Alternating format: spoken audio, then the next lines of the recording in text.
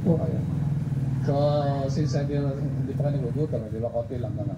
Okay. Kaya, sino pangalan sa inyo? Kasi, mukhang nga. Kaya kayo tinawag dito. Kasi nung maliliit kayo sinesermonan niya. Ngayon po kayo magsisermon sa kanya. There's something to say, something no wishes, or something whatever you can tell to your parents. Ano po? Kasi imagine, 50 years, bigyan natin. Ano? Mga wishes, prayers, and whatsoever. You can tell them at least mga 2 minutes. Whatever. Anong 2 words lang? Hindi, kaya pa. More na, okay. Sige po. Ako po, ang wish ko lang lagi naman kay mami at daddy, good health lang. Huwag lang magkakasakit kasi yun ang pinakamahirap lalo na pag nakikita namin na hospital or what. Yun. Kaya sana good health lang at saka enjoy life lang. Yun lang sa akin. I wish. So, may trabaho pa ba kayo? Wala na. Okay, good. Kayo po wala na rin. Sa bahay na lang, totally kain-tulog na lang, kumbaga na. Then, ito kasi very stressful ang buhay pag kami. Sino kasama sa bahay? Pusa, aso, whatever. Isang anak, isang mga apo, meron din. Wala rin na. Kasi, ate? Kasi, sa isang mga marites. Daddy, Mommy, congratulations.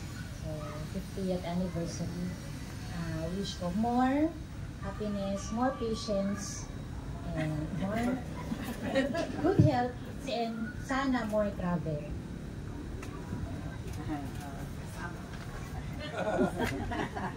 Thank you po, ano. Kala ko another 50 years. Ay, malay natin, di ba? Kaya, ito pa nakabunso. Poging-pogi, Ano po, thank God po, no? Kasi nakaabot po ng 50 years po si Mami Daddy. So, bless God po. And for Daddy and Mommy, thank you. Congratulations po. Congratulations for the 50th wedding anniversary. And thank you po for bringing us in this world po, no?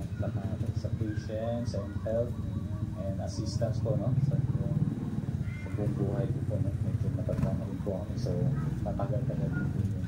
So, thank you po. Ang wish lang po namin, good health, long life, more anniversaries po. And yun nga po, happiness, travel, and enjoy life lang po. Stress-free life. Thank you po. Okay. Ay, walang umiyak. Nakakaiyak.